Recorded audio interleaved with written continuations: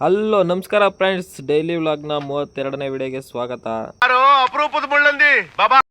ಏನಪ್ಪ ವಿಷಯ ಅಂತಂದರೆ, ಕೆಲಸ ಇದ್ದಿಲ್ಲ ಫ್ರೆಂಡ್ಸ್. ಒಂದು 3 ತಿಂಗಳಾಗಿತ್ತು ಕೆಲಸ ಮಾಡಿ, ಮತ್ತೆ ಸ್ಟಾರ್ಟ್ ಆಯಿತು. ಅದಕ್ಕೆ ವಿಡಿಯೋಗಳು ಪೋಸ್ಟ್ ಮಾಡಿಲ್ಲ. ಇದೇನು ನಮ್ಮ ಓನರ್ದೇನಲ್ಲ ಕೆಲಸ, ನಮ್ಮ ಓನರ್ ಫ್ರೆಂಡ್ದು. ಅವರು ಗಾಡಿ ಇಲ್ಲ ಅಂದ್ಬಿಟ್ಟು ನಮ್ಮ ಗಾಡಿನ ಕರ್ಸ್ಕೊಂಡ್ರು. ಸರಿ ಅಂತ ನಾನು ಹೋದೆ. ಎಲ್ಲ ಬೇರೆ ಹೋದರೆ ಪಾರ್ಟಿ ಕೆಲಸಕ್ಕೆ ನಿಧಾನಕ್ಕೆ ಮಾಡ್ತಾರೆ. ನಮ್ಮದೆಲ್ಲ ಹಂಗೇನಿಲ್ಲ ಫ್ರೆಂಡ್ಸ್. ಹೋದ್ರೆ ನಮ್ಮ ಓನರ್ಗೆ ಹೆಂಗೆ ಯಾವ ಥರ ಕೆಲಸ ಮಾಡ್ತೀರೋ ಅದೇ ಥರನೇ ಮಾಡಬೇಕು ಅಷ್ಟೇ. ನೀಲಗಿರಿ ಬುಡಕ್ಕಿಳೋದು ಸ್ವಲ್ಪ ಕಷ್ಟನೇ. ಅದಕ್ಕೆ ಅವರು ಹೇಳಿದರು, ಈ ಕಡೆ ಲಾಸ್ಟಿಂದ ಕೀಳಪ್ಪ, ಆ ಕಡೆ ಲಾಸ್ಟಲ್ಲಿ ನಮ್ಮ ಗಾಡಿ ಇನ್ನೊಂದು ಗಾಡಿ ಬರುತ್ತೆ, ಅದು ಕೀಳ್ತಾರೆ ಅಂತ. ಸರಿ ಅಂತ ನಾನು ಈ ಕಡೆ ಲಾಸ್ಟಲ್ಲಿ ಸ್ಟಾರ್ಟ್ ಮಾಡ್ಕೊಂಡಿದ್ದೆ.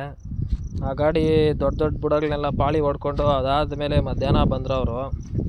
ನಾನು ನೀಟಾಗಿ ಎಲ್ಲ ಕ್ಲೀನಾಗಿ ಕಿತ್ಕೊಂಡು ಬುಡಗಳನ್ನ ಮಣ್ಣೆಲ್ಲ ಮುಚ್ಕೊಂಡು ಬುಡಗಳಲ್ಲಿ ನೀಟಾಗಿ ಮಣ್ಣೆಲ್ಲ ಒದ್ರು ಕೊಡಬೇಕು. ಯಾಕಂದರೆ ಮತ್ತೆ ಅವ್ರು ಎತ್ತಿ ಪಾಳಿ ಮಿಷಿನ್ ಮೇಲೆ ಬೇಕು, ತೂಕಕ್ಕಾಗಲ್ಲ. ಅದಕ್ಕೆ ನೀಟಾಗಿ ಮಣ್ಣೆಲ್ಲ ಒದ್ರು ಕೊಡಬೇಕು. ಹಂಗೆ ಕೆಲಸ ಮಾಡೋಕೆ ಸಾಂಗ್ ಕೇಳ್ತಾಯಿದ್ರೆ ಫುಲ್ಲು ಜೋಶು. ನೀವು ಕೇಳ್ಕೊಬನ್ನಿ ಸಾಂಗ್.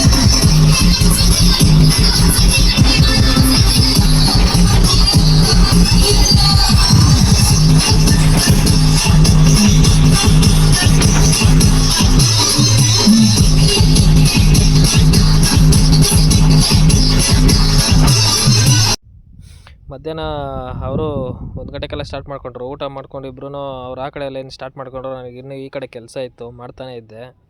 ಸರಿ ಅಂತ ಹಂಗೆ ಕೆಲಸ ಮಾಡಿಕೊಂಡು ಹೋಗ್ಬೇಕಾದ್ರೆ ಒಂದು 3-4 ಗಂಟೆಗೆ ಫುಲ್ಲು ಮಳೆಯಲ್ಲಿ ಹಂಗೆ ಕೆಲಸ ಮಾಡಿಕೊಂಡು ಒಂದು 5 ಗಂಟೆವರೆಗೂ ಕೆಲಸ ಮಾಡಿದೆ.